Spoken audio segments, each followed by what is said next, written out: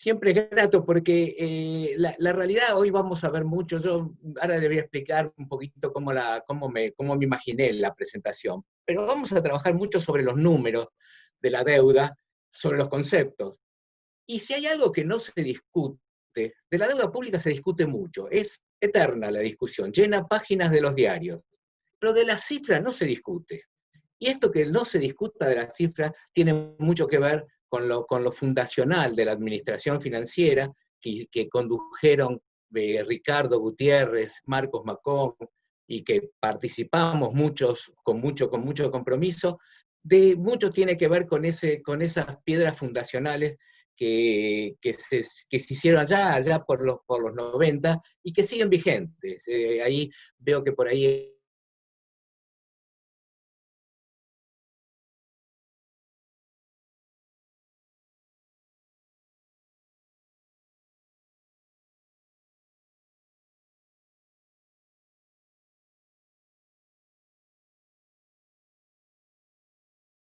Ricardo y Marcos por allá por los 90.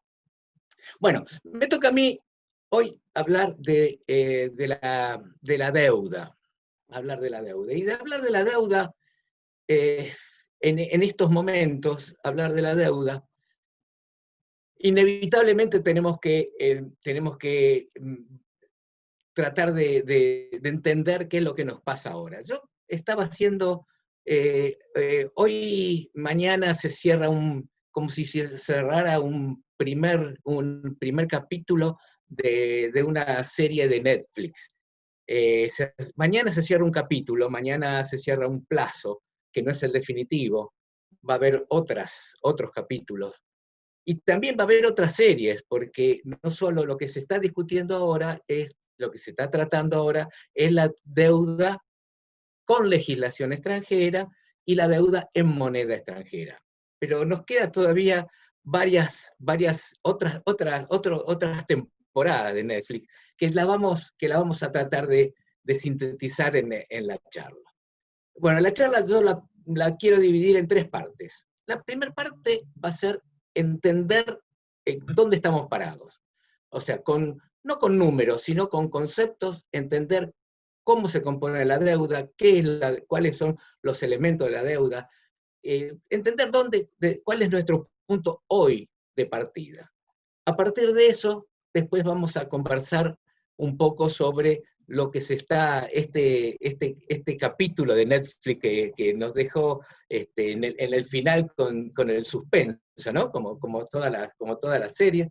Un poco qué es lo que se está trabajando ahora con esta reestructuración de la deuda, que es parte de toda la deuda que se está reestructurando y que está en proceso de negociación. Y al final, no quiero dejar de hacer algunas reflexiones, que ese es el título, en última instancia, ese es el título de la charla. Bueno, ya quedó muy...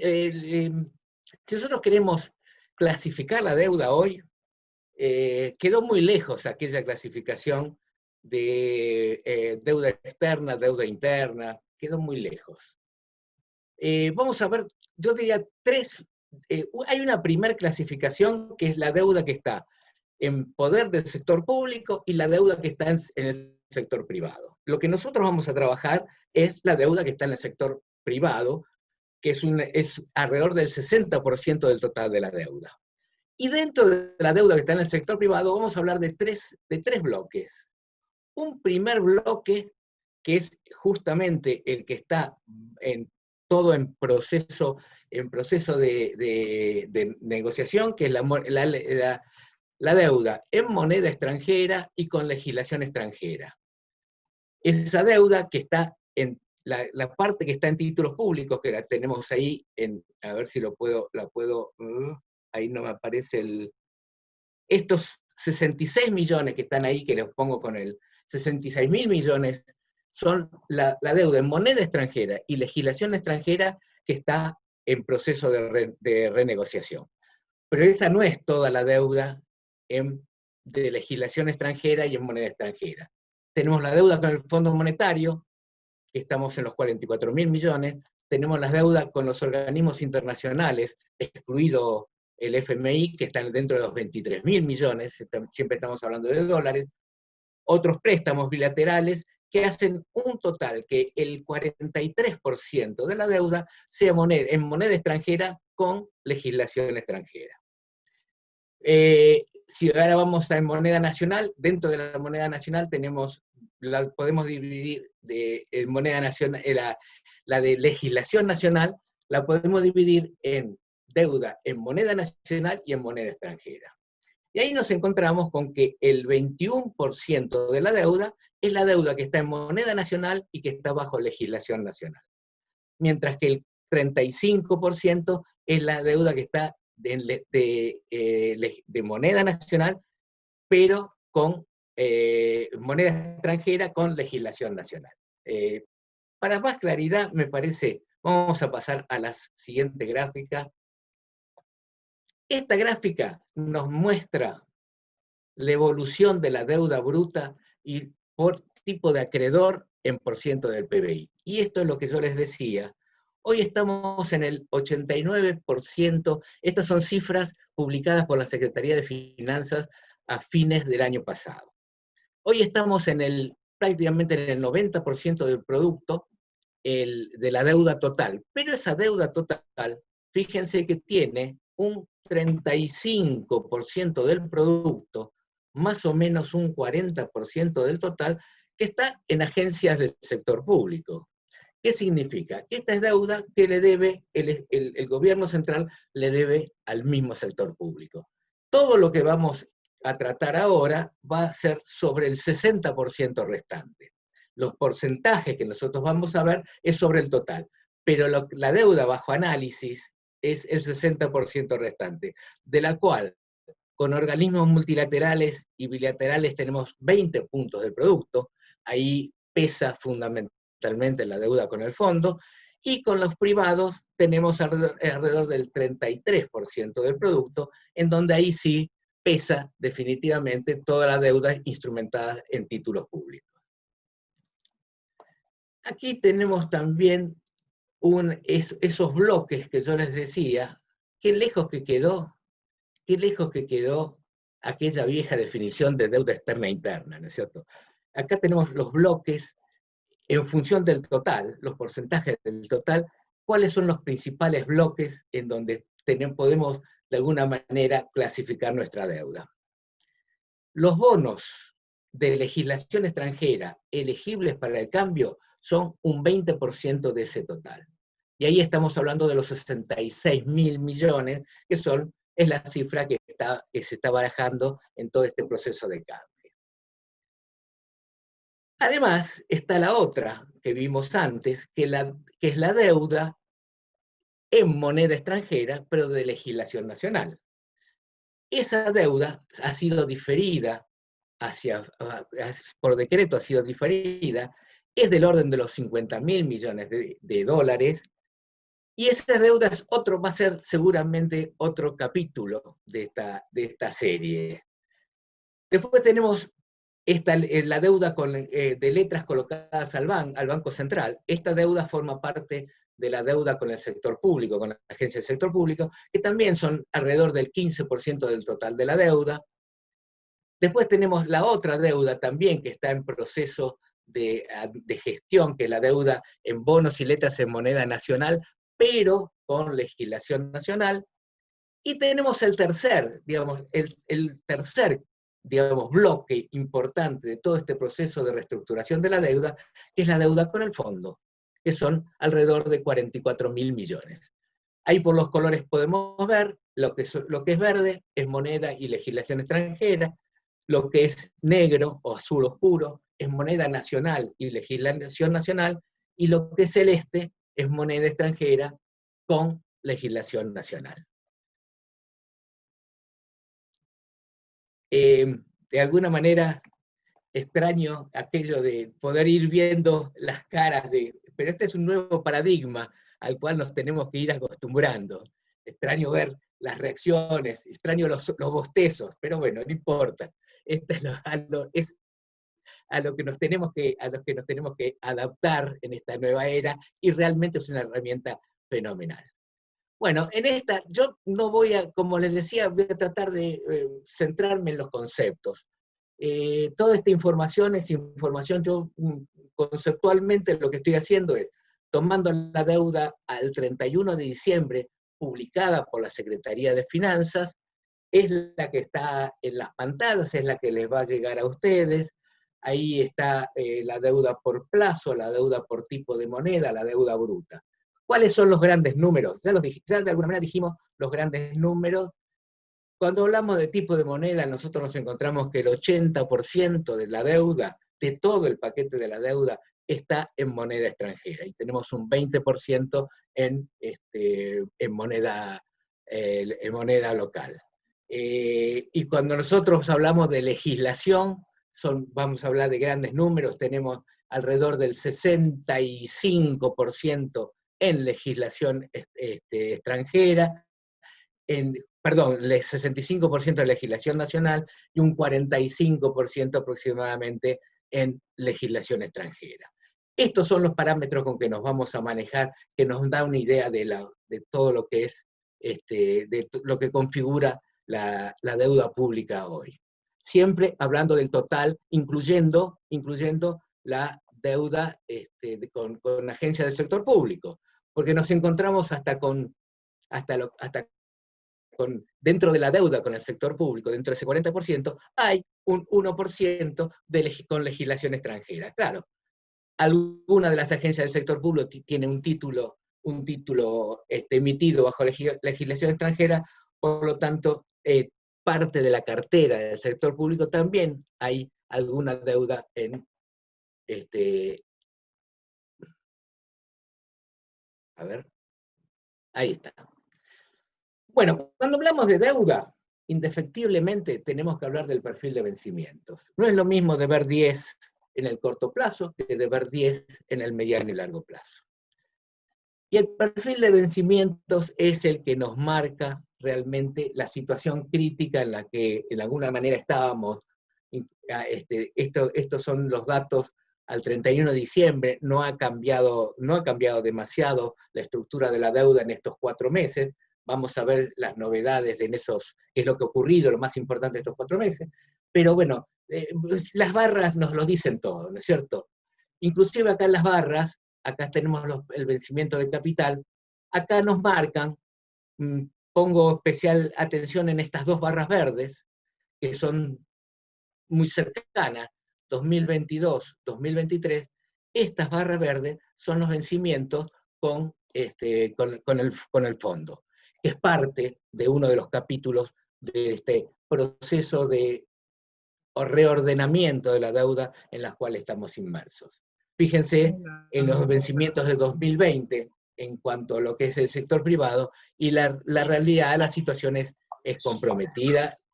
Cuando hablamos del sector privado estamos hablando todo junto, ¿no es cierto? Estamos hablando legislación nacional, legislación extranjera.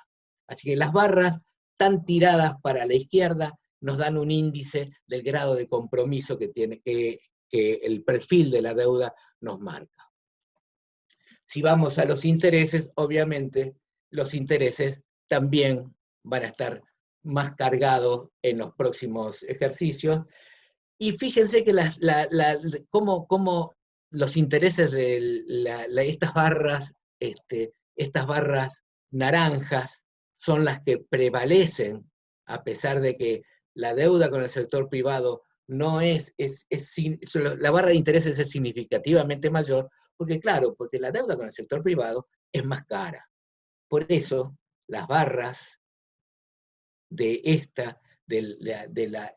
la deuda contraída con el sector privado es realmente está más sobrecargada y altamente sobrecargada en los próximos 2 o 3 años. Bueno, ¿qué pasó de enero a abril? Esto ya les va a llegar. De enero a abril, yo uso los informes de la OPC, los informes de la Oficina de Presupuestos de Congreso. Mensualmente hay un informe que emite la oficina, que en ese informe detalladamente dan todas las novedades que ocurrieron durante el mes. con la previsión de lo que puede pasar en más tiempo. Haciéndolo muy sencillo, hubo mucho movimiento de la deuda, hubo mucho manejo de la deuda en estos meses, sobre todo en la deuda, tratando, yo diría, el concepto, la estrategia en la cual está siguiendo el gobierno con respecto a la deuda, es tratar de aquella carga en moneda extranjera, irla disminuyendo, o sea, de ese 80% ir bajando ese 80%. No es un tema sencillo, ni mucho menos, pero el proceso de estos meses se ha ido apuntando fundamentalmente a ir bajando la carga y reperfilando la deuda y bajando la carga en moneda extranjera. Bueno, acá las novedades en enero hubo títulos, préstamos por 3.507 millones. Ahí al final les doy una síntesis. Yo creo que lo más importante en estos meses es, en enero se elevó a consideración del Congreso un proyecto de ley.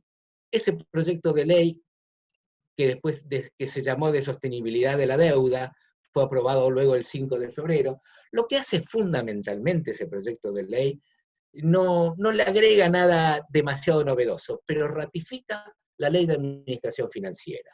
Distribuye de alguna manera las responsabilidades y las facultades, pero ratifica que todo el proceso de reestructuración tiene que estar dentro del marco del artículo 65 de la ley de administración financiera, en el cual plantea que para la reestructuración tiene que haber una mejora en las condiciones de la reestructuración. Y eso es lo que marca esa ley. Y esa ley tiene un efecto fundamentalmente político, porque esa ley marcó un apoyo de las distintas fuerzas políticas a este proceso necesario, imprescindible, de reestructuración de la deuda en la que estamos inmersos. Bueno, hubo licitaciones, se colocaron títulos y préstamos, hubo un proceso de intento de refinanciamiento de un bono dual. El bono dual era un bono que se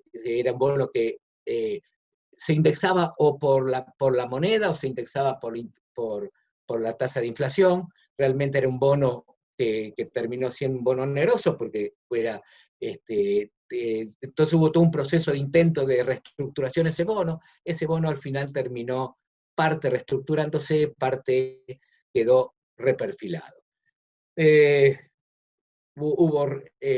marzo también se realizaron varias licitaciones de colocación de títulos públicos, y en marzo apareció el DNU 346, que postergó hasta fin de año los pagos de intereses y amortizaciones de los títulos, ¿se acuerdan que habíamos visto al principio? De los títulos en moneda extranjera, pero con legislación extranjera. Todo ese paquete es aproximadamente un 15% del total de la deuda. Eso quedó para un nuevo capítulo. Dentro de esta misma temporada de Netflix, ahí vamos a tener un nuevo capítulo, que es la deuda en moneda extranjera, pero con legislación nacional. Bueno, en abril ya el gobierno presentó la propuesta de reestructuración, que vamos a seguir hablando un poquito más en detalle más adelante. Se incumplió en abril el pago de los intereses de los bonos globales 2011, 2021, 2026 y 2046. Ese incumplimiento de pago de intereses del 22 de abril es que justamente el plazo vence mañana 22 de mayo. O sea, mañana, ya no sé si técnica, virtual, o no sé cómo se quiera llamar, pero mañana entra en default. Después les voy a explicar que no es tan grave la cosa, o sea, no es que no sea grave, pero no es tan grave porque hay un tiempo más. Después vamos a ver por qué. Pero en abril se presentó una propuesta de reestructuración que, como todos sabemos, fue aceptada solamente por el 20% de los bonistas, y ahí se inició este proceso de renegociación que está en pleno proceso. Sí, siguieron habiendo licitaciones, siempre las licitaciones que se hicieron, siempre fueron con este objetivo. El objetivo es el ir cambiando el perfil de la deuda. Creo que ese es un objetivo que tenemos que tener en cuenta y al cual necesariamente tenemos que apuntar, porque la deuda en moneda extranjera se hace altamente vulnerable. Bueno, este es el resumen también, utilizando los informes mensuales de la Oficina de Presupuesto del Congreso. Este es el resumen de lo que pasó en enero a abril. Fíjense, si vemos el total de amortizaciones, está todo en millones de dólares. Ha habido 25.000 millones de dólares que se han amortizado, 29.000 que se han colocado o desembolsado. O sea, el saldo de la deuda prácticamente es el mismo que vimos en las cifras de fin de diciembre. Acá en estos informes se detallan los intereses pagados, que en este periodo, enero-abril, fueron 3.800. La carga de esos intereses, ya Gustavo en la charla anterior fue muy gráfica en cuanto es que el peso de estos intereses en el total del presupuesto. Y justamente ahí es donde apunta la propuesta de reestructuración hecha por el gobierno. Fundamentalmente apunta a disminuir la carga de intereses. Bueno, esta es la síntesis. Fíjense que esta es la deuda bruta de la Administración Central. Este es un gráfico publicado por la Secretaría de Finanzas. Insisto, se discute muchas cosas, pero de las cifras, eso no las discutimos.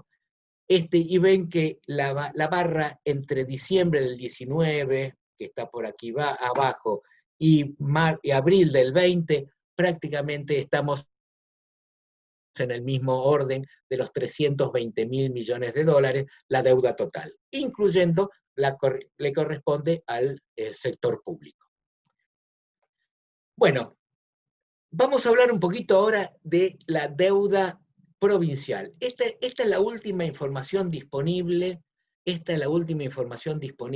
esto es algo ya un poquito más adelante, cuando hagamos reflexiones. La última información disponible que tenemos de la deuda provincial es del segundo trimestre del año del 2019. Esto nos marca que hay un tema que tenemos que trabajar. Yo la tomo esta información fundamentalmente para analizar la composición de la deuda. Y la deuda provincial en su conjunto, estamos hablando que el 70% está instrumentada en títulos públicos. La deuda provincial en su conjunto, alrededor del 50%, parte de esta que está en títulos públicos, está en moneda extranjera y con legislación extranjera. Sobre eso, acá tenemos esa deuda específicamente, la deuda provincial por jurisdicción instrumentada en títulos públicos. Esa es la que surge de la información del segundo trimestre, y vemos las provincias. Acá tenemos el orden de las provincias.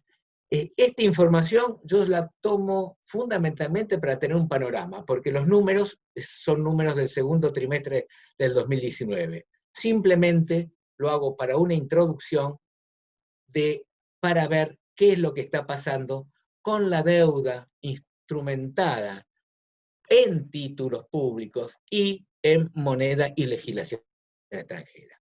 ¿Por qué?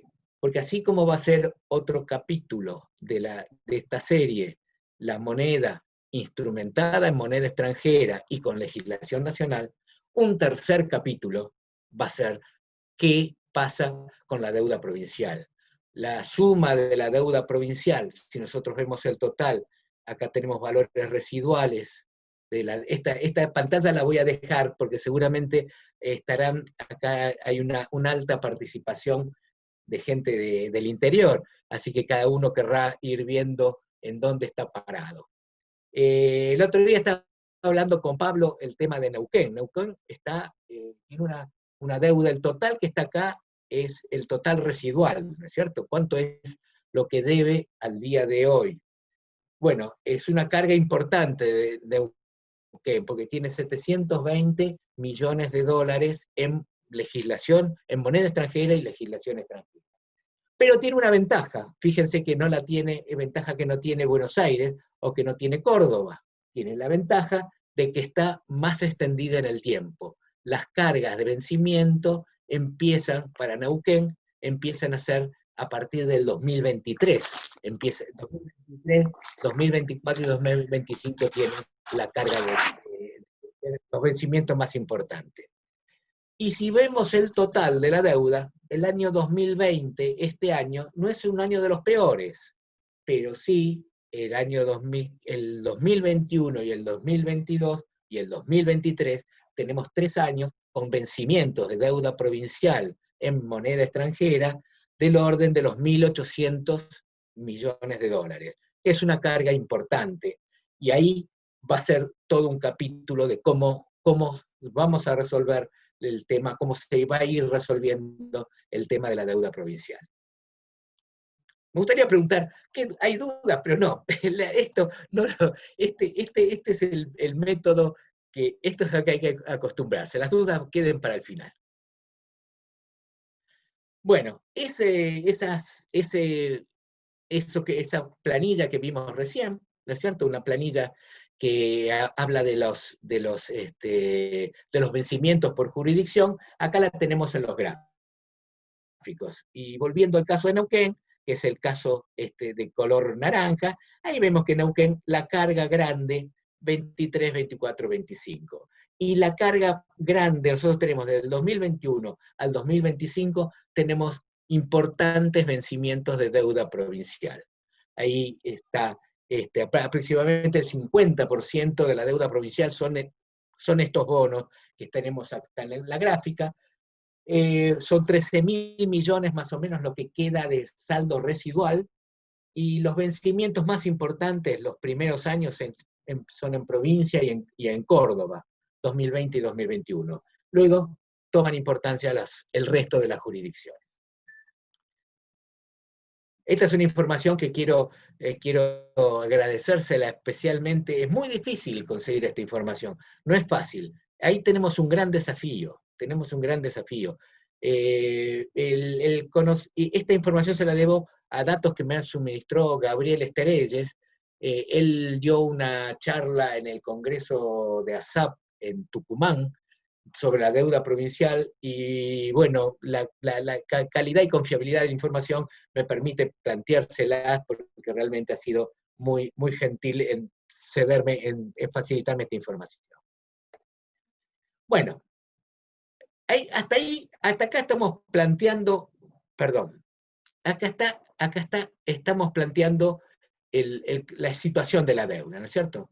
En esta pantalla lo que vamos a ver es cuál es el objeto, cuáles son los títulos que están en este proceso actual, en esta serie de Netflix, de la reestructuración de la deuda argentina, cuáles son los títulos que son factibles y que están entrando en este canje. Son todos los que están bajo legislación extranjera. Hay unos títulos que se emitieron en yenes, que tienen una carga tan baja que realmente fue mucho más práctico dejarlo afuera. Por eso acá está, excepto unos títulos discount en yenes bajo ley japonesa, no entran en esta legislación, esas se siguen pagando normalmente. El monto en circulación de los bonos elegibles son 65.600 millones, de 65.600 millones de dólares, incluidas las tenencias intrasector público, que es, como les había dicho al principio, el sector público tiene una parte importante de la deuda pública total y tiene parte de estos bonos elegibles. Poco, habíamos dicho alrededor del 1%, pero hay parte que está dentro del sector público. ¿Cuáles entran en discusión? Y acá sí tenemos que hacer una separación y tenerlo claro el concepto de que hay dos tipos de títulos que entran en esta reestructuración. Por un lado, entran los bonos par y discount, que fueron los bonos que se emitieron a causa de la reestructuración del 2005, que después se reabrió en el 2010. Estos bonos ya fueron reestructurados. Los tenedores de estos bonos ya sufrieron una reestructuración. Y tienen se llama indenture, eso significa un tiene una serie de cláusulas que son diferentes al otro grupo de bonos, que son los bonos globales que se emitieron a partir del 2016. ¿Qué son estas cláusulas? Estas cláusulas son las que determinan las condiciones a las cuales se emiten.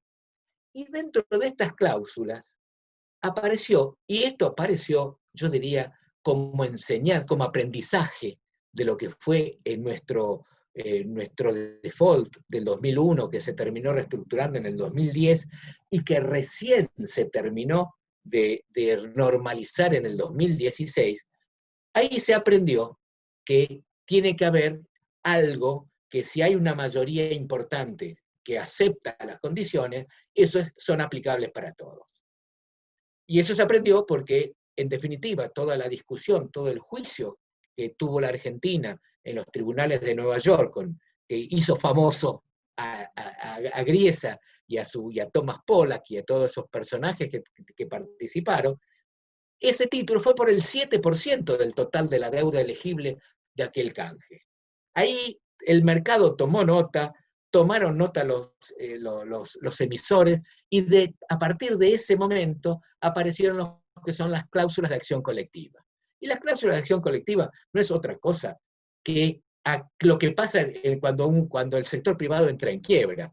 Si hay una mayoría de los acreedores de que acuerdan una determinada forma de pago, esa forma de pago es aplicable a la totalidad.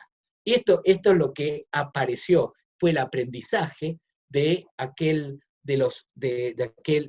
reestructuración del 2005, aprendizaje que fue para todos los emisores de ahí en adelante. Inclusive la Argentina, cuando emite en el 2005, ya aparecen las cláusulas de acción colectiva. En los bonos globales, estas cláusulas son diferentes, es lo que se llama el indenture. Indentures son cláusulas, normas, ¿no es cierto? 2016, en esta hay las cláusulas de acción colectiva son un poco más suaves que en el caso de los bonos par y discount. Cuando digo son un poco más suaves, exigen mayorías un poco menores,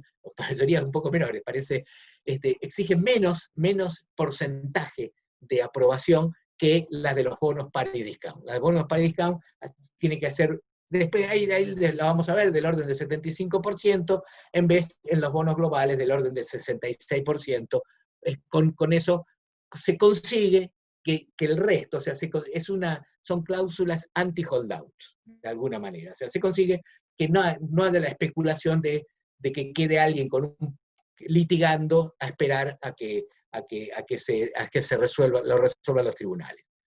Resumiendo, el monto, los bonos elegibles de por y discount tenemos 24.000 millones, y de bonos globales tenemos 41.000 millones. Eso es lo que suman los 62.000 millones, 66.000 millones, en total 65.000 que entran en esta renegociación o en esta reestructuración. Bueno, como les decía, el uso de los distintos indentures da lugar a diferencias de algunas cláusulas legales. Vamos a ver que no solo la diferencia de cláusulas legales son las de cláusulas de acción colectiva. Estas tienen una importancia, ya le digo, porque son fundamentalmente, tratan de evitar el holdout, a los holdout, o sea, a la altísima especulación con deudas cuando están cuando están altamente vulnerables, ¿no es cierto? Bueno, a los temidos holdout. Bueno, estas son tomando, yo voy a usar muchas de estas pantallas que van a ver acá, están en el informe que emitió la Oficina de Presupuesto del Congreso, que es Análisis de la Propuesta de Reestructuración de Bonos bajo legislación extranjera, que lo tienen publicado en la página, y les dejo donde está la página. Bueno, acá en esta tabla tampoco no los voy a aburrir mucho con los números. Aquí están cada uno de los bonos. Acá vemos bonos con alta, en el stock vigente, vemos bonos con alto monto remanente, el VIRAT 2026, ese por ejemplo fue que se emitió justamente para uno de los bonos que se emitieron para el pago de los juicios a los holdouts en el 2016. Ese año se emitieron varios títulos, el VIRAT 2026, 2027, 2020, y varios también en euros. O sea, se emitieron una serie de títulos, parte fueron para el pago del juicio, lo que se llamó el juicio del siglo. Bueno, en esta pantalla está el detalle de los bonos. No quiero entrar, no, bajo ningún aspecto quiero entrar en aburridos descripción de los números. Lo tienen muy bien detallado en el informe o lo van a tener en esta presentación. Pero bueno, cuando hablamos de deuda, con el monto solo no decimos nada. Es el monto más el perfil de vencimientos. Y aquí tenemos el perfil de vencimientos de nuestra deuda hasta el 2117. Acá el gráfico, si no sería, tendría que ser un gráfico muy, muy alargado, ¿no es cierto? Acá el gráfico se corta en el 2048. Acá vemos que claramente lo que le decíamos antes, ¿no es cierto? Que tenemos esta deuda concentrada en los próximos años. Estos son los títulos elegibles, concentrados hasta el 2026-2027 en los próximos años. Bueno, con el perfil de vencimientos vamos a hablar de cuáles son los bonos ofrecidos. Bueno, esto pareciera ya historia antigua, pero no es tan antiguo. Esta va a ser la base, o sea, el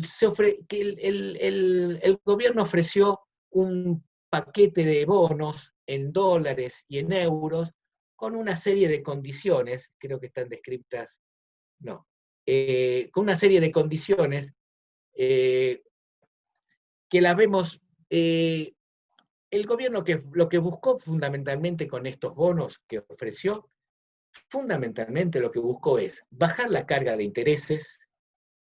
Está pidiendo por 3 años no pagar, lo que significa 2 años y medio de no pagar intereses por 3 años, lo que significa un periodo de gracia de 2 años y medio. La realidad es que es ambiciosa y está en tono con los principios de sostenibilidad que se acordaron con el fondo. Pero es un programa, acá cuando empezamos a pagar a partir de 0,5 de interés hasta 1,75, el 2030, este es el bono más corto, el bono del 2030, el 2036 paga intereses a partir de 0,5, pero 0,5 dentro de 3 años, y termina en 3,875, cuando son bonos que nosotros vimos, cuando vemos los cupones de los bonos que se están intercambiando, vemos que salvo los par, que estaban en 3,70 o 3,40, el resto estamos hablando alrededor del 7%, 6%, 7% de intereses. O sea, de ahí bajarlo a esta propuesta, evidentemente es una propuesta dura para los tenedores. Y eso es lo que se está discutiendo. Esto yo no digo que sea una historia antigua, porque sobre esta base es la que se está trabajando. La amortización, el tipo de todos los títulos que se ofrecen son amortizing, o sea que amortizan en cuotas anuales. Acá están los detalles. En algunos casos todos los títulos tienen lo que se llama una cláusula Rufo. La cláusula Rufo es una cláusula que le permite, si alguien entra al canje y el Estado le da por mejores condiciones a otro tenedor, el tenedor original tiene derecho a reclamar por las condiciones mejores que ha tenido el otro. Salvo el 2047, el resto todos tienen cláusula Rufo. y son bonos que tienen, tienen un valor actual, que eso es lo que vamos a ver ahora. Bueno, antes de entrar en lo que son los... Acá tenemos la síntesis de los bonos. Los bonos en euros pagan cupón, pagan interés anual, los bonos en dólares pagan intereses semestrales, la amortización son todos amortizing, o sea, son todos bonos que amortizan en cuotas, y de los bonos, los más cortos, el 2030, 2036, los 2030 y 2036, tienen un límite máximo a emitir. Eso significa que según cómo se establezca, hasta ese límite se emite, el resto va al bono más largo. O sea, del 2036 pasan al 2047 en caso de que haya mayor cantidad de emisión que esto. Esto es lo que significa el monto máximo a emitir. Bueno, antes de entrar un poquito más en detalle, yo no quería dejar de mencionar al capítulo de la serie, que es el bono en moneda extranjera, los bonos, la deuda en moneda extranjera con legislación nacional. Fíjense que también tenemos una altísima concentración. Esta es la deuda que se trasladó por decreto a fin del 2020. Estamos hablando del 15% aproximadamente del total, unos 40.000 millones de dólares, que están bajo legislación nacional. Eso quiere decir que se pueden realizar la reestructuración por decreto, pero con ciertas limitaciones, porque, bueno, cuando hablamos de legislación nacional, Jorge, vos te acordás muy bien cuando la cantidad de recursos de amparo y la cantidad de recursos y de excepciones o sea, lo importante yo creo que es llegar a una deuda sostenible y que llegar a una deuda que no genere conflictividad posterior. Porque esta deuda también, a pesar de ser legislación nacional, a pesar de que se pueda reestructurar con un decreto, con un DNU, no deja de existir cierta litigiosidad. Y nosotros lo vivimos muy bien con Jorge, lo vivió más que yo, con todos los recursos de amparo y todo lo que con las excepciones por edad o por enfermedad o por distintas razones. Así que este es un capítulo también muy importante. Esta deuda no solo tiene que ser reestructurada en forma que sea sustentable, que además tiene que ser reestructurada para tratar de evitar la litigiosidad que luego causa, indefectiblemente, no es sana para nuestras finanzas. Bueno, hasta aquí llegamos.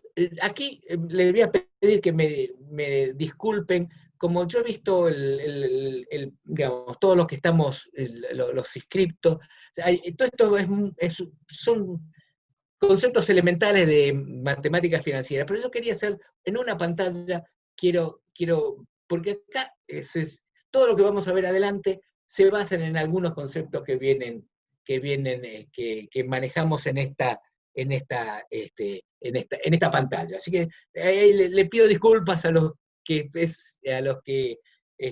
pero es un simple repaso de cuáles son los principales conceptos que vamos a manejar de aquí en adelante con respecto a la evaluación de las propuestas, como la evaluación de la situación.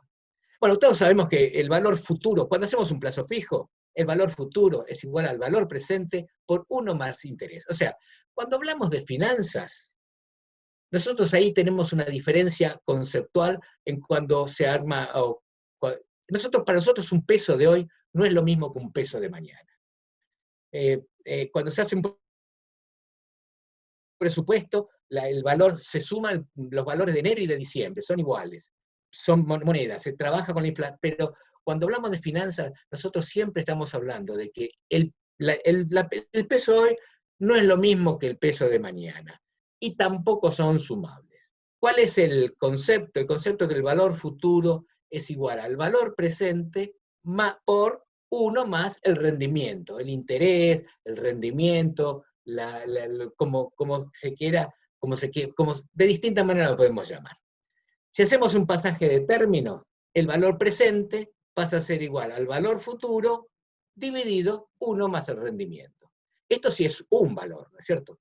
Pero si el mismo concepto lo extendemos a un flujo de fondos, el valor presente del flujo de fondos es esta fórmula que es el flujo descontado, o sea, el valor presente no es otra cosa que el flujo descontado, el valor actual de un flujo futuro descontado a cierta tasa de rendimiento.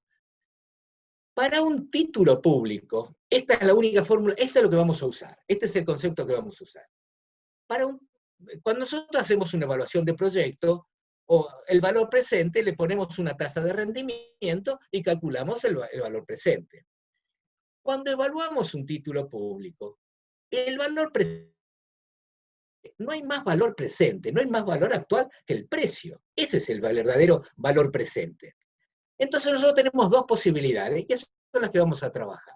Si nosotros tenemos el precio, o sea, si tenemos el valor presente, en esta ecuación, ¿cuál es la incógnita? La incógnita es cuál es el rendimiento. O sea, cuál es el rendimiento que hace que el flujo de fondos descontados sea igual al valor presente. Esto no es más, o sea, ese cálculo del rendimiento es la introducción a lo que vamos a ver ahora, que es a lo que se llama el riesgo país. ¿Qué es el riesgo país? El riesgo país no es otra cosa que esa tasa de rendimiento, esa tasa de rendimiento que los precios que una cartera de bonos tomamos el precio, a qué rendimiento se iguala el valor actual al flujo descontado, ese rendimiento en comparación con un rendimiento de un bono tomado libre de riesgo, que es el bono del Tesoro de los Estados Unidos, la diferencia, eso es lo que se llama el riesgo país. Es la primera aplicación que vamos a hacer. También vamos a hacer una aplicación dándole valor al rendimiento, que eso lo vamos a ver, y de ese valor de rendimiento calcular cuál es el valor presente. Porque fíjense de que hoy se están hablando de $50, 55 dólares. Como una cámara menos, pero... Ah, ¿está bien? Ah, se está hablando de $50. ¿Qué es esos $50? 55, 44, 60 que pide un fondo de inversión, 40 que ofrece el gobierno. No es otra cosa que el valor presente del flujo de fondos de los títulos, de los nuevos títulos, descontados a una tasa de rendimiento. Este es el concepto que vamos a usar de ahora en más. O sea, el riesgo país, en definitiva, el riesgo país, que se mide con el ENVI, fue creado por JP Morgan y que es aplicar la fórmula que vimos recién, nada más que a un conjunto, a una cartera de títulos, a una cartera de bonos, emitidos y por cada emisor se hace un promedio ponderado de esa cartera de títulos, del rendimiento de cartera de títulos, y eso descontado a la tasa, restado a la tasa que se toma libre de riesgo, es lo que se llama riesgo país. O sea, el ENVI es la diferencia entre el rendimiento que pagan los bonos emitidos por un emisor y los bonos del Tesoro de Estados Unidos que se consideran libres de riesgo. Este diferencial spread, o sea, se expresa en puntos básicos. Por eso la gráfica que vamos a ver ahora es en puntos básicos. Los puntos básicos, 100 puntos básicos, no es otra cosa que el 1%, lo que nosotros sabemos como 1%. Bueno, y acá llegamos. Esta es la historia de nuestro riesgo país desde el año, ya cumplió 20 años. Es del enero del 2000 hasta la actualidad. Creo que el último punto, a ver si sale, es de ayer o de antes de ayer. Fíjense en nuestra historia. Esta etapa claramente fue toda la época del default. el riesgo país ahí brilló en 6.500, 7.000 puntos, los títulos estaban en default, ahí fue donde los holdouts hicieron el gran negocio, porque compraron a estos valores y después lo litigaron. Esta caída es una caída que quiero que nos detengamos en esta caída, porque justamente esta caída está muy relacionada con el concepto de que se está manejando el exit yield. ¿Qué es el exit yield? Es el rendimiento que se supone van a tener los títulos una vez que se produzca la reestructuración. Fíjense que cuando se produjo la reestructuración, acá no me salen cuando se produjo la reestructuración en el 2005, salimos con un exit yield aproximadamente del 8%, al 10%. Hoy estamos hablando de un exit yield bastante optimista del 10%. Vamos a hablar un poquito más en detalle de esto. Pero el exit yield es el rendimiento que suponemos van a tener los bonos una vez que se produzca la reestructuración.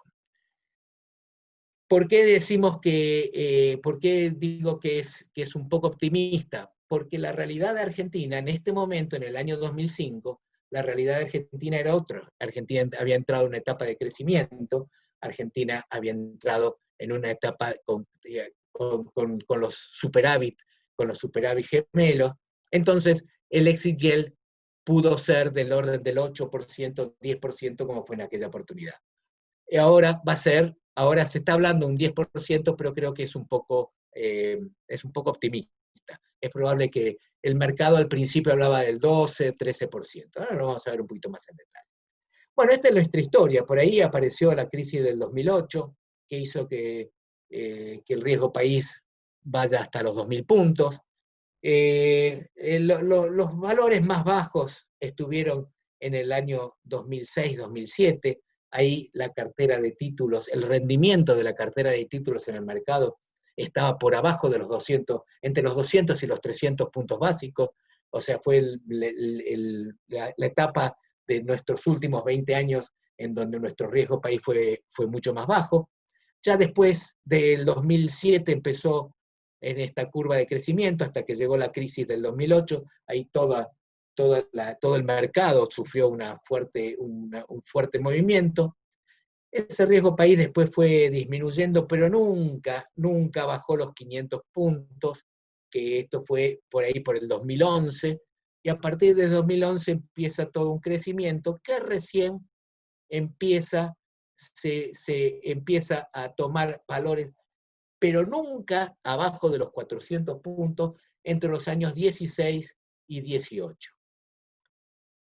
Hasta el año 18 estuvo el riesgo país en el orden de los 500 puntos, nunca llegó a estar abajo de los 400, y a partir del 18 ya ahí entramos en una etapa en donde el riesgo país llegó hasta ahora a la situación actual. Estamos en 3.000, 4.000 puntos. Cuando hablamos de 3.000, 4.000 puntos, estamos hablando de cifras que hacen imposible la refinanciación, el rollover con operaciones de mercado. Cuando hablamos de 3.000 o 4.000 puntos, estamos hablando de que estamos ya afuera del mercado. Ya al principio, cuando empezamos a brillar, por ahí por fines del 2018, en los 1.000 puntos ya estábamos, ya durante el 2018 ya estamos afuera del mercado, por estar 600, 700 puntos de riesgo país. Bueno, esta curva la van a tener es una introducción a lo que nos va a pasar cuando se reestructura la deuda, ¿no es cierto? Y aquí vuelvo a hablar del exit yield, porque el exit yield es la variable con la que estamos midiendo tanto el emisor como los tenedores de bono, que están midiendo o están previendo el día después. ¿Qué va a pasar el día después? O sea, en una operación de reestructuración de deuda soberana, el exit yield es estimación del rendimiento de la cartera de los nuevos bonos del día después. Porque además, cuando esto pasó en el 2005, y también va a pasar ahora, no nos olvidemos que lo que mide JP Morgan es una cartera de títulos que están en el mercado, emitidos en moneda extranjera. Esa cartera de títulos justamente es la que se va a recomponer. Quiere decir de que cuando se produzca en la reestructuración, y esperemos que se produzca en los términos que todos deseamos, esa cartera que va a medir JP Morgan va a cambiar, va a ser la nueva cartera. Hay un cambio de cartera, hay un cambio de ponderación. Eso fue lo que pasó cuando se reestructuró la deuda en el 2005, y ahí fue cuando estábamos en el orden de los 1.000 puntos, y rápidamente, ya en junio, julio del 2005, ya se estaba en el orden de los 500 puntos. Quiere decir que el exit yield, que es una medida del rendimiento que se supone van a tener los bonos el día después, es un poco la variable que se usa para medir, es una de las variables que se usa para medir una cartera, la cartera de los nuevos bonos contra la otra cartera, la cartera de los actuales bonos. Bueno, y acá donde aplicamos un poco lo que vimos en las últimas dos pantallas. Esta es los bonos elegibles, los bonos nuevos que son de alguna manera historia, pero esto lo planteo conceptualmente. Hay una relación de canje. ¿Qué significa relación de canje? En la propuesta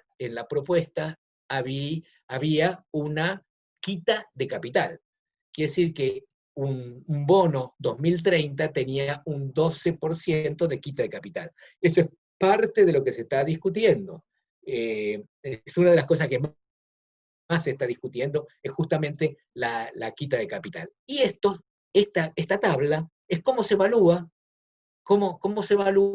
el nuevo bono, que va a ser un 88% del bono anterior, a distintas tasas de rendimiento.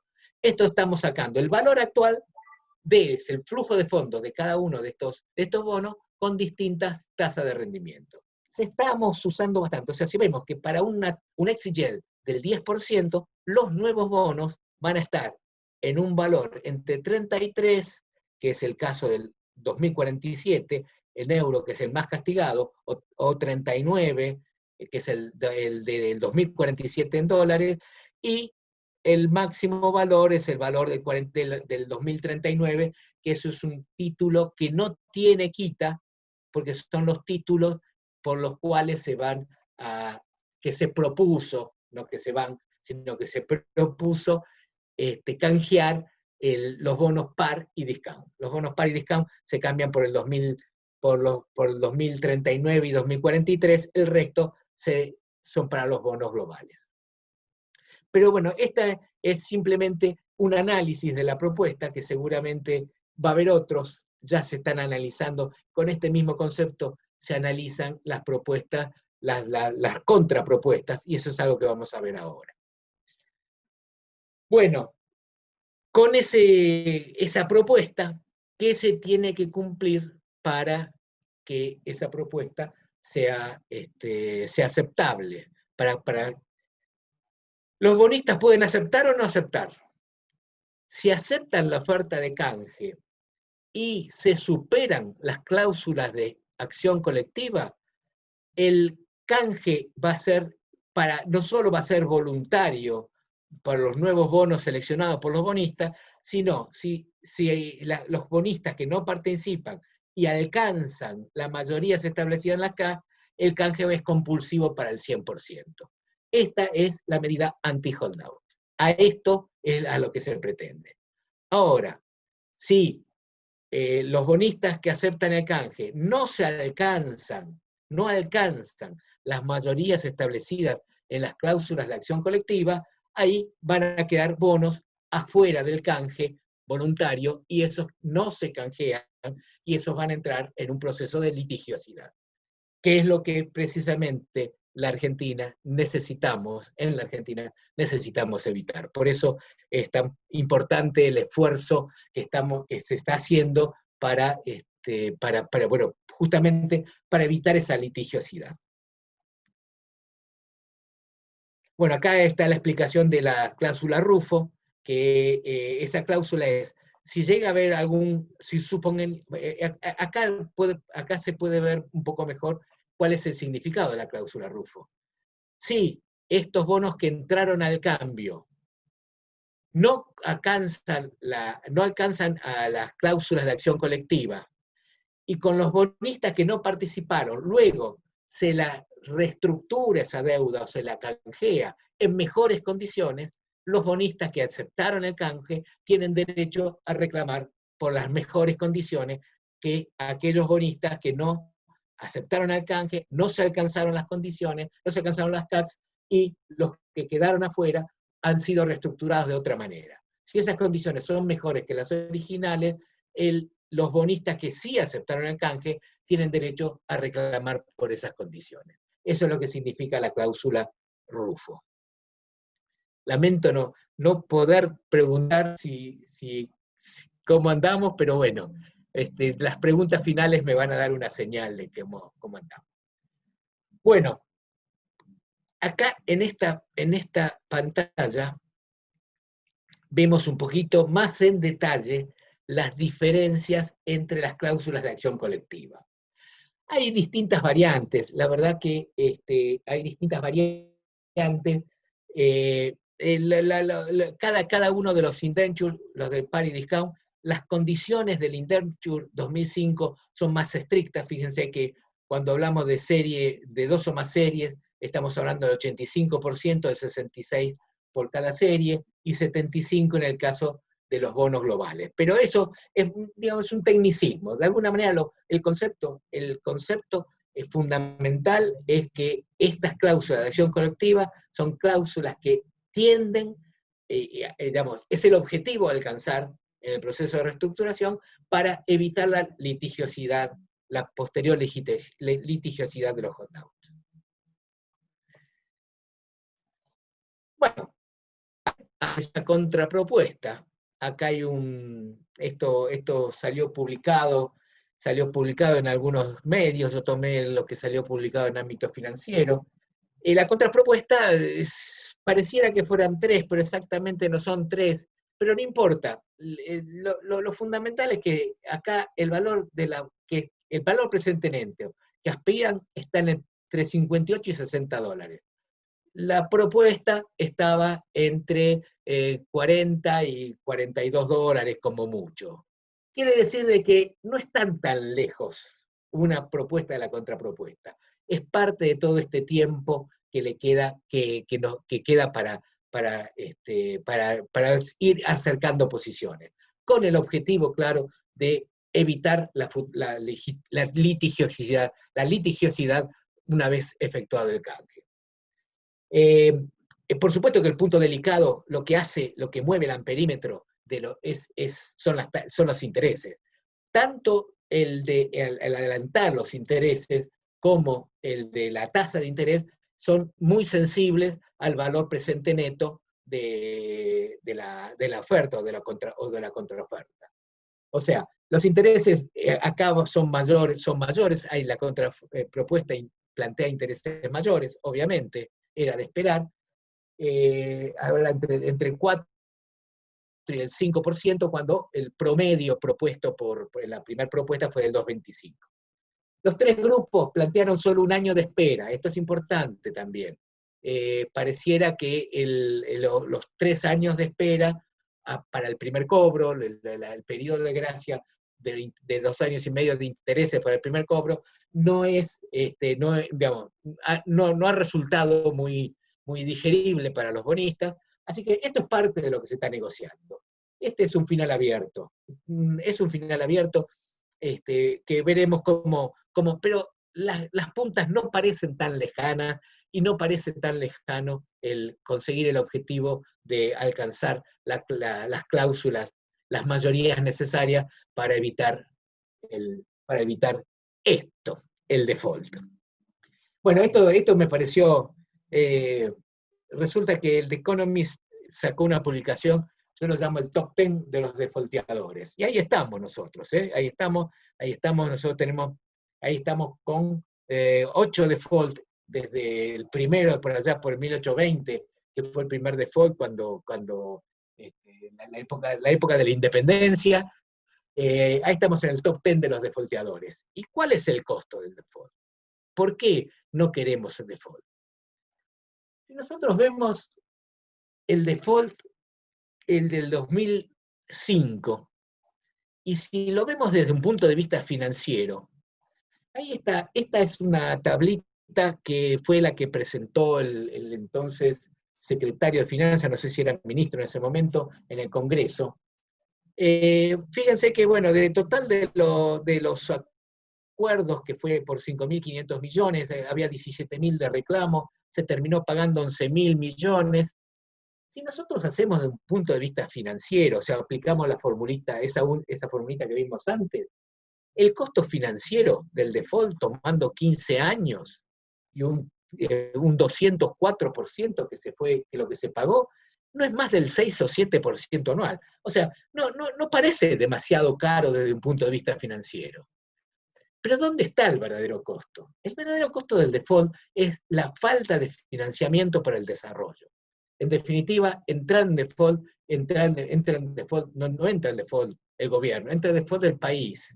Y el verdadero costo, justamente, no es el costo financiero, el costo de la litigiosidad. El verdadero costo es no contar con financiamiento. Así que ese es lo que creo que es el desafío de este actual proceso, es obtener un arreglo que sea sustentable la deuda y que nos permita, de alguna manera, seguir dentro acceder al financiamiento a tasas razonables, sobre todo para el desarrollo.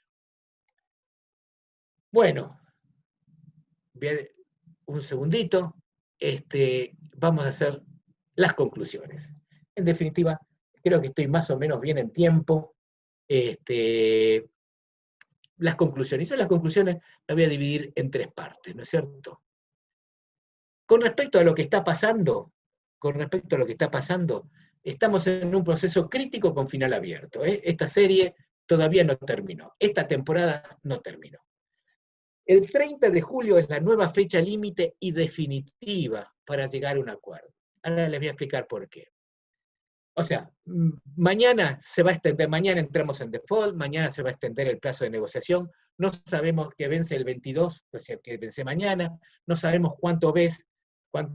y lo que va a tener que hacer el gobierno es presentarse a la Security Exchange Commission justamente para establecer una prórroga a este proceso del default. ¿Por qué esto es posible? ¿Por qué esto es factible y podemos estar tranquilos hasta fin de julio?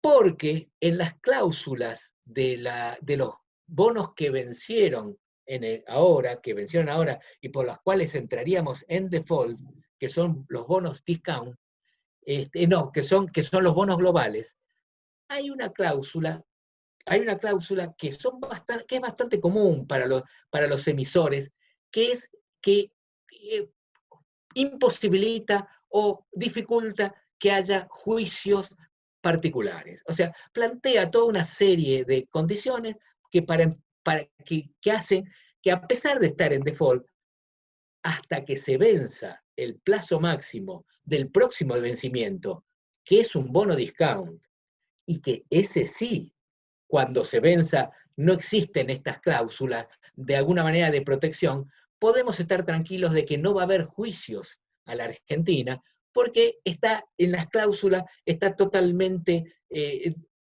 muy difícil que un juicio prospere, porque tiene que ser un juicio colectivo, hay una figura de un representante, o sea, estamos tranquilos que hasta el 30 de julio, que vence el plazo de extensión, el plazo de gracia del próximo vencimiento, que es un bono discount, o sea, un bono discount es un bono de los viejos, hasta ese momento no hay riesgo de que tengamos litigios en los tribunales de Nueva York. Así que con eso estaríamos diciendo que si bien entramos en default, estamos todavía, no va a haber juicios, porque la deuda a partir de 2016 tiene esta cláusula que traba la posibilidad de avanzar en un juicio individual o sumario contra el país, aún en default. Ahora, esto no es el caso de los discounts. Los discounts, los discounts es el próximo vencimiento del 30 de junio, que no tiene esta cláusula de protección, de alguna manera de limitación a los juicios, sobre todo a los juicios individuales. Bueno, superada la traba, ya podemos dar por superada la traba del viernes 22, esto no quiere decir que esté resuelto, ni mucho menos. El país en default, pero sin posibilidades de que los bonistas avancen en juicios contra la Argentina, el gobierno tiene un panorama más tranquilo y despejado para discutir en este mes que viene con los acreedores. La nueva fecha límite, y esta sí, esta va en serio, es el 30 de julio. Dado que el 30 de junio hay un vencimiento de bonos discount por 230 millones, el bono discount es un poco mayor el vencimiento, pero 230 millones son en jurisdicción Nueva York. Y no tienen la cláusula, la jurisdicción Nueva York, no tienen la cláusula de protección o de limitación a los juicios individuales. Por lo que el gobierno tendrá 2 meses y 10 días para evitar que el país entremos en default. Pasada esa fecha, ya no habrá más oportunidades. Pero creo que es un tiempo más que razonable y no estamos tan lejos como para no llegar a un acuerdo. Estas son las conclusiones con respecto a cuál es la situación de la deuda nacional. Bueno, pero yo no quiero dejar de lado conclusiones de las lecciones que nunca terminamos de aprender. Porque hace muy poco tuvimos con esto no es nuevo para nosotros, ni tampoco es para nada, digamos, ni hubo ni un cambio generacional entre default y default. Pasó hace muy poco, y sin embargo volvimos a caer, y acá, creo que todo lo que Gustavo en la charla anterior habló de los déficits, y hay lecciones que no terminamos de aprender. Evidentemente no terminamos de aprender. Esperemos que de alguna vez sí. Y esto es lo que no quería dejar de decirlo. No quería dejar de tener la oportunidad de decir las cosas, el deber ser, ¿no es cierto? El crecimiento económico. ¿Y cuál es el papel de la deuda? El papel de la deuda es un instrumento al servicio del cumplimiento de las metas y los planes de gobierno. No es un fin en sí mismo. La deuda no es para financiar el déficit. Nosotros no nos vamos a financiar, lo peor que podemos hacer es financiar nuestra tarjeta de crédito, porque estamos financiando gastos corrientes. O sea, crecimiento económico y orden fiscal, llegando a la regla de oro de que todo el gasto corriente sea financiado con ingresos corrientes, requiere un buen gerenciamiento de la deuda, por supuesto, pero no financiar el déficit con la deuda. ¿Cuáles son los objetivos del gerenciamiento de la deuda? Son 3 objetivos fundamentales. Cumplir con el principio de equidad intertemporal. Este es un principio que nos olvidamos, y nos olvidamos por eso la responsabilidad de la deuda es responsabilidad del Congreso. Porque los tiempos del Ejecutivo y los tiempos son siempre más cortos, y los compromisos de la deuda siempre son de mediano y largo plazo. O sea, la necesidad de equidad intertemporal y de control es fundamental para una sana gestión de la deuda. Y usar la deuda justamente para el desarrollo. Ese es el objetivo de la deuda. Es un instrumento, no es un fin en sí mismo. O sea, cumplir con el principio de equidad intertemporal, para lo cual un país o una provincia se endeuda y compromete generaciones futuras. Nosotros comprometemos generaciones futuras. No podemos dejar de pensar en eso. Después, el otro principio fundamental, cumplir con las obligaciones como una forma de preservar el crédito público. Es un desafío. Ya en algún momento lo hablamos en el Congreso de Tucumán del año de hace 2 años. Es un desafío que esa curva de riesgo país entre en valores que nos permitan financiarnos a tasas razonables. Es un desafío. Y ese desafío es estar muy relacionado con la política fiscal, con la política monetaria, con las políticas que establezcamos en el gobierno. ¿Y eso qué nos va a permitir? Abaratar el costo de financiamiento y mejorar el perfil de vencimientos en un marco de sostenibilidad. O sea, lo que se rompió rápidamente fue la sostenibilidad de esa deuda. Hoy todo, hasta el fondo, dice que no es sostenible. Y claro, lo vimos en las gráficas, en las gráficas que está todo concentrado en el corto plazo. ¿Cómo va a ser sostenible una deuda? ¿Cómo se van a producir bienes como para satisfacer esas obligaciones? Así que el de gestión la deuda es una responsabilidad muy importante de la gestión de la deuda, es que el perfil, mantenerlo en forma sostenible con las variables macroeconómicas. Cualquier método que se adopte exige contar con información transparente y confiable. Bueno, al principio, hoy sabemos que esto no es sencillo. Al principio, Jorge mencionó la transparencia y confiabilidad de la información de la deuda pública. Es cierto, eso es parte. Pero además hay que contar con sistemas de control eficaces y que en un mismo país hablemos el mismo idioma fiscal. Porque cuando hablamos del crédito público, cuando hablamos de preservar el crédito público no es de una ciudad, de un gobierno, de una provincia, es de la nación. Cuando hablamos del crédito público, cuando hablamos de preservar el crédito público, hablamos de preservar el crédito público de la nación. Y para eso exige una acción coordinada, sin ninguna duda. Ningún gobierno provincial va a poder financiarse razonablemente en un país con dificultades para financiarse. Esta es una realidad. Desde el punto de vista de la deuda pública, una manera de contrarrestar los impactos que provoca la inestabilidad económica y las recurrentes crisis financieras es plantear políticas y estrategias comunes de gestión de la deuda en forma coordinada entre los distintos niveles de gobierno. De esto no tengo ninguna duda. Tenemos que plantear estrategias coordinadas entre los distintos niveles de gobierno para hacer una deuda, o para hacer un país sustentable, ya no una deuda, un país sustentable con una deuda sustentable. En un país federal, el camino de la transparencia y la responsabilidad fiscal requiere una cultura de austeridad y pautas consensuadas con relación a equilibrio fiscal, una verdad de perogrullo. Fondos contingentes anticíclicos. Qué bueno que son estos fondos contingentes anticíclicos para situaciones como la que estamos viendo, para la pandemia que estamos viviendo ahora.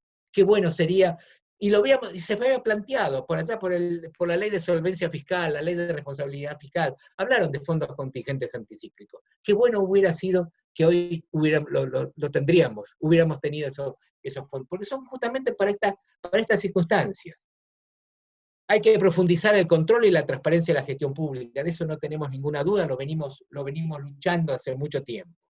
Instrumentar sistemas de inversiones públicas que respondan a la necesidad de los ciudadanos.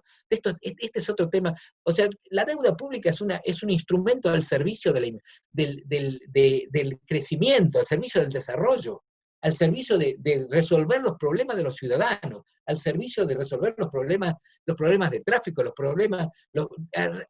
efecto de hacerle la vida mejor a los ciudadanos. Y eso necesita un sistema de inversión pública que esté en fase con la necesidad de los ciudadanos. Y los sistemas, los que nos toca a nosotros, los sistemas integrados de información, integrados y transparentes de información financiera. Bueno, dejo la última, ya veo que estoy más o menos cerca de la hora. Dejo esta última pantalla para algunas reflexiones con respecto a la deuda pública provincial. He visto que la mayoría de los asistentes son de la provincia, así que eso me ha dado mucha satisfacción y me ha exigido ver un poquito qué es lo que está pasando con la deuda de las provincias, por eso lo que vimos. La realidad es que la vida promedio de la deuda es muy corta, de la deuda provincial. Esa deuda que vimos en moneda extranjera y legislación extranjera, que es buena parte de la deuda pública provincial. Y sin financiamiento para rollover será un verdadero desafío hacer frente a las obligaciones en un contexto futuro, sin viento de cola, porque no tenemos el viento de cola que nos permita hacer una... O sea, acá necesitamos reestructurar, O sea, cuando hablaba de los capítulos de la serie de Netflix, el primer capítulo, la primera temporada, por así decirlo, es esta, la que estamos viviendo con la deuda nacional. Otra temporada va a ser lo que pase con la deuda nacional en moneda extranjera con legislación nacional. Y una tercera o segunda temporada va a ser lo que pase con la deuda provincial. Estamos hablando que con 13.000 millones de deuda provincial en moneda extranjera y legislación extranjera, que necesariamente va a tener que tener un proceso de reestructuración.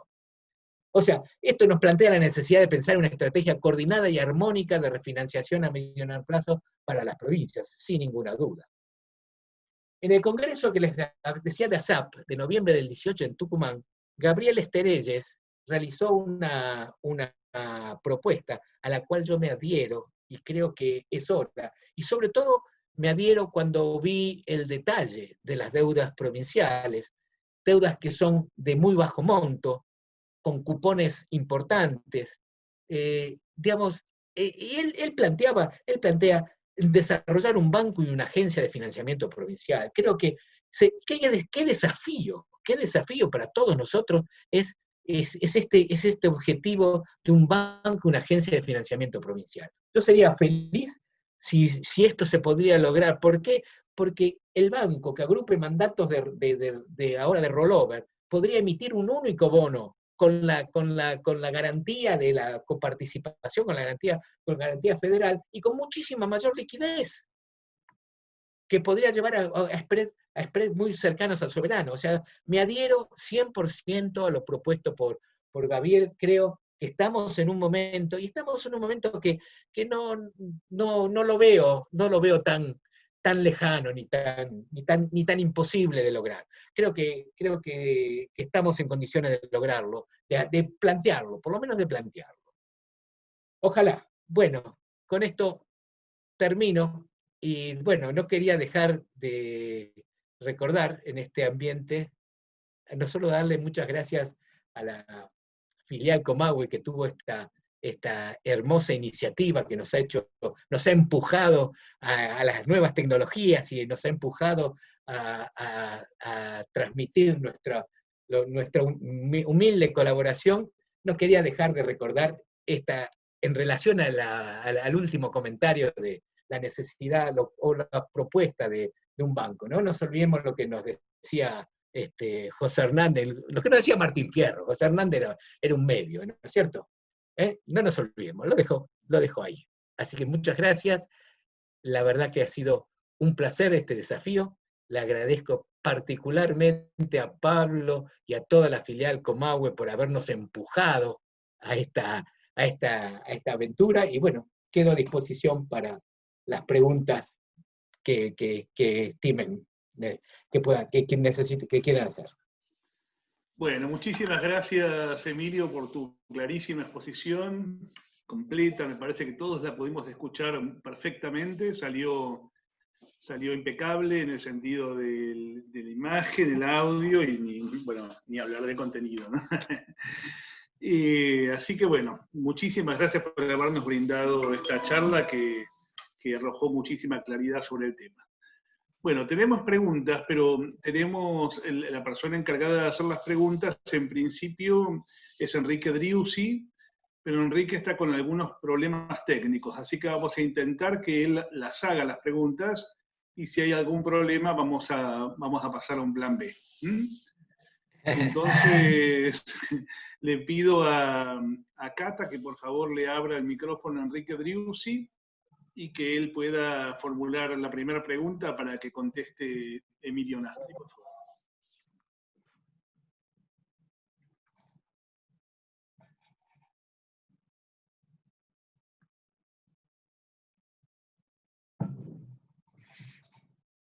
Bueno, si esto no es posible, te pido por favor, Cata, que le abras el micrófono a Adriana Canaveri para que haga la primera pregunta ella, mientras Enrique trata de acomodar la cuestión técnica.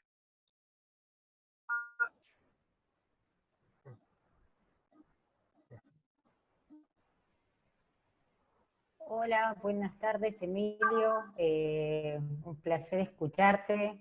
Muchas gracias por toda la explicación que diste. Aprovecho y hago entonces la consulta que llegó.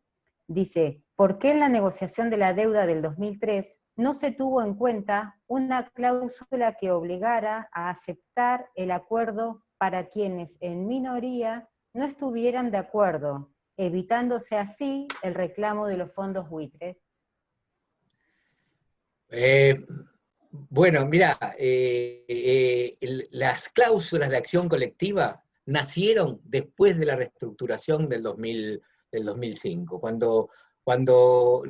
hasta ese momento no existían esas cláusulas. Y las cláusulas de acción colectiva no es otra cosa que el modelo de lo que pasa en el sector privado, llevarlo al sector público, pero justamente la experiencia del 2000, la experiencia del 2005 de la Argentina indujo a que los emisores, digamos, a partir de ahí, no hay bono que se emita sin cláusula de acción colectiva. Bueno, perfecto. Ahora sigue Enrique. No sé si estás escuchando, Enrique, si podés hacer la siguiente pregunta, por favor. Sí, yo no tengo otra pregunta que me haya mandado Catalina, sino que tal como le anticipara por las conversaciones previas que he tenido con algunos participantes, le había dicho a Emilio, ya que las provincias también tienen deuda pública y veíamos en las filminas que él presentó un horizonte temporal de 20 o 30 años, si el valor actual de esos superávit primario tiene que compensar, ¿cómo van a hacer a nivel de coordinación fiscal las distintas provincias para presentar algún esquema y no seguir con este problema recurrente que de cada tantos años volvemos a tener una situación pico que produce estos cuellos de botella o default? Bueno, lo que vos estás diciendo, creo que nos exige, creo que cuando estas situaciones nos exige tener políticas coordinadas. O sea, sin ninguna duda la propuesta que hace Gabriel Esterelles, que es de tener una agencia que permita emitir bonos mucho más líquidos y que no genere cuellos de botella, porque en definitiva estaría en un marco de sostenibilidad, es un gran desafío. El cómo creo que lo tenemos que hacer, así como por allá, por los 90, se estableció y se generó un modelo de administración financiera que tuvo una amplia repercusión federal, porque ese modelo más o menos se ha ido replicando en otras provincias. Creo que el tema este de la deuda exige una centralización que es la que seguramente mejor resultado nos va a dar si nosotros... Y hay experiencias, ¿eh? Los municipios en Estados Unidos tienen una agencia de financiamiento. Una agencia de financiamiento es como tener simplemente un banco que claro, es un banco que va a tener la capacidad de emitir con otras liquideces, con otros volúmenes. Yo veo las emisiones, hay emisiones que son muy cortas, de 100 millones de dólares, de 200 millones de dólares, sin liquidez. Eso acogota a una provincia, sin ninguna duda. Así que creo que es un desafío, son de las lecciones que tenemos que aprender.